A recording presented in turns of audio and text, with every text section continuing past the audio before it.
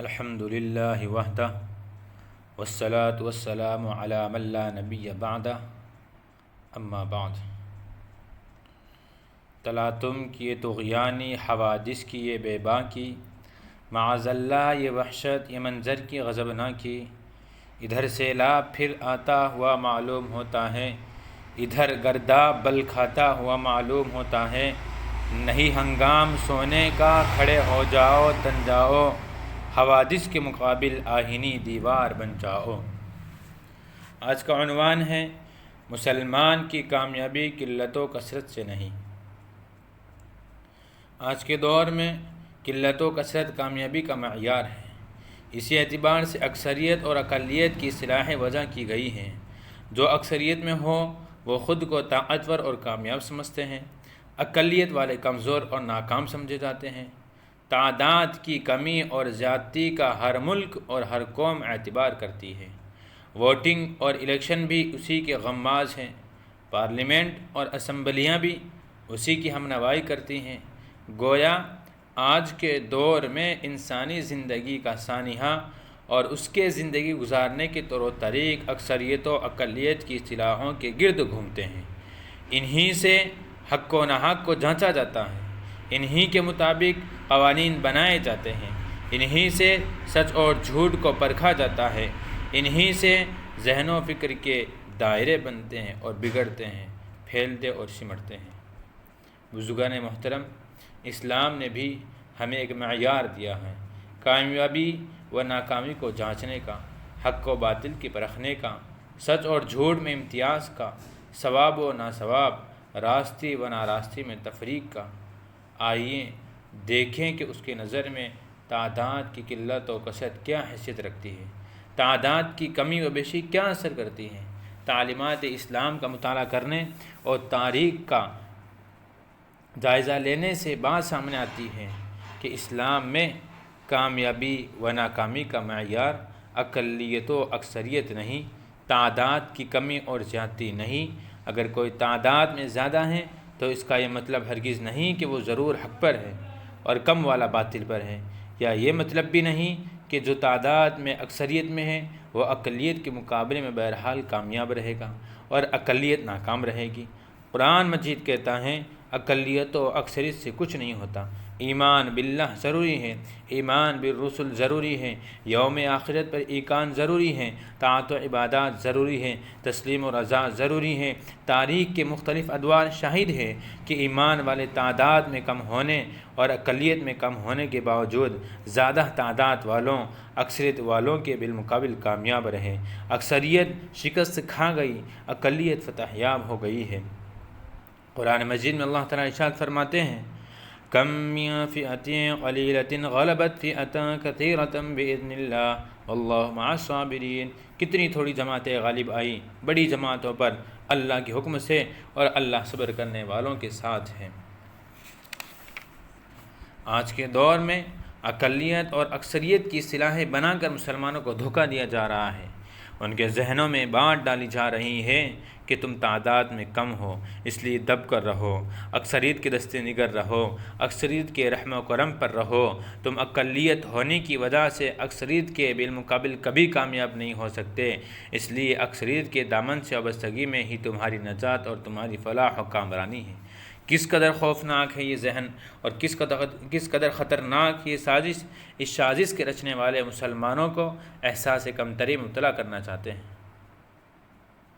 ان کو دبانا چاہتے ہیں، ان کو کچلنا چاہتے ہیں، ان کو مرعوب رکھنا چاہتے ہیں کہ تم تعداد میں کم ہو اس لیے اپنے حق کی بات نہ کرو، تم کم ہو اس لیے ہم سے پوچھ کے کام کیا کرو، تم کم ہو اس لیے ہم سے دب کر رہا کرو، تم کم ہو اس لیے زیادہ پر نہ نکالو، تم کم ہو اس لیے ہمارے دست نگر بن کر رہو، تم کم ہو اس لیے ہمارا کہا مانو، تم کم ہو اس لیے ہماری مرضی کے بغیر کوئی قدم نہ اٹھاؤ۔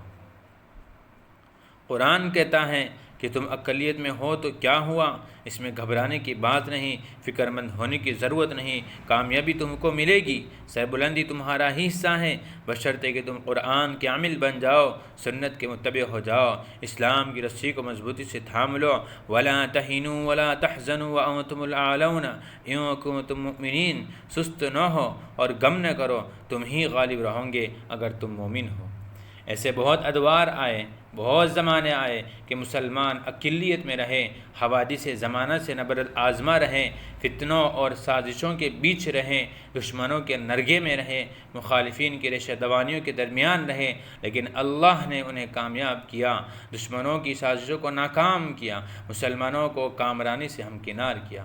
سورہ انفال کی آیت نمبر ہے، اس کا خلاصہ یہ ہے، اس وقت کو یاد کرو جب تم تھوڑے تھے، زمین میں مغلوب اور کمزور سمجھے جاتے تھے، ڈرتے تھے کہیں لوگ تمہیں اچک نہ لیں، بس اللہ نے تمہیں ٹھکانہ دیا اور اپنی نصرت و مدد سے تم کو قوت دی اور پاکیزہ چیزوں کا رزق دیا تاکہ تم شکر ادا کرو۔ جنگ بدر میں مسلمان 313 غریب و نادار نہت تھے، ان کے بالمقابل کفار 1000، سامان حرب و ضرب سے ہر طرح مسلح، مگر فتح کسے ہوئی ہے؟ جنگی احد میں مسلمان صرف 700 اور کفار 3000، مگر کامیاب کون ہوا؟ غزوہ خندق میں مسلمان اپنے شہر مدینہ میں محصور تھے اور کفار 10,000 اور حملہ آور، مگر فتح کسے ملی؟ لیکن نبی کریم صلی اللہ علیہ وسلم کے عہد مبارک میں ہی ایک جنگ وہ بھی ہوئی جس میں مسلمانوں کی تعداد اب تک کی ساری جنگوں سے زیادہ تھی، مسلمان 12,000 تھے، کفار 20,000۔ یہ جنگ تھی غزوہ حنین جو سن ہجری 8 میں پیش آئی۔ اسلامی فوج کی اتنی بڑی تعداد دیکھ کر بعض مسلمانوں کی زبان سے نکل گیا، لن نغلب اليوم من قلہ، آج ہم قلت کی وجہ سے مغلوب نہ ہوں گے۔ جب ہماری فوج اور کفار کی فوج میں 3 گنا اور 4 گنا کا فرق رہتا تھا تب تو ہم غالب ہی رہے، اب جب کہ یہ فرق 2 گنے سے بھی کم ہے، ہم پر کون غالب آ سکتا ہے؟ ہمارا غلبہ، ہماری فتح یقینی ہے۔ لیکن بارگاہ خداوندی میں یہ فخریہ جملہ، یہ ناز و غرور پسند نہیں کیا گیا، گویا تعداد پر بھروسہ ہوا، قلت و کثرت پر نظر گئی، اللہ کو یہ پسند نہیں، تعداد کی کمی و بیشی سے کچھ نہیں ہوتا، نصرت الہی اور امر خداوندی اصل ہے۔ مسلمان خدا پر بھروسہ کرنے کے بجائے اپنی عددی کثرت پر بھروسہ کرے، مسلمان کی بھول ہے۔ چنانچہ تازیانہ عبرت لگا، جنگ شروع ہوئی، مسلمانوں کے لشکر نے پیش قدمی شروع کی، اچانک دشمن کی ٹولیوں نے گھات لگا کر چاروں طرف سے تیروں کی بارش کر دی۔ تیروں کی بارشات مسلمانوں کی توقع کے بالکل خلاف تھی، مسلمان ذہناً اس کے لیے تیار نہ تھے۔ تیروں کے اس ناگہانی حملے سے گھبرا گئے، صفوں میں انتشار پھیل گیا، قدم اکھڑ گئے۔ رسول اللہ صلی اللہ علیہ وسلم اور مشہور مہاجر و انصار کے سوا اکثر لشکر نے راہ فرار اختیار کی، کثرت پر ناز ہو گیا تھا، زیادہ ہونے کے باوجود بھاگ کھڑے ہوئے۔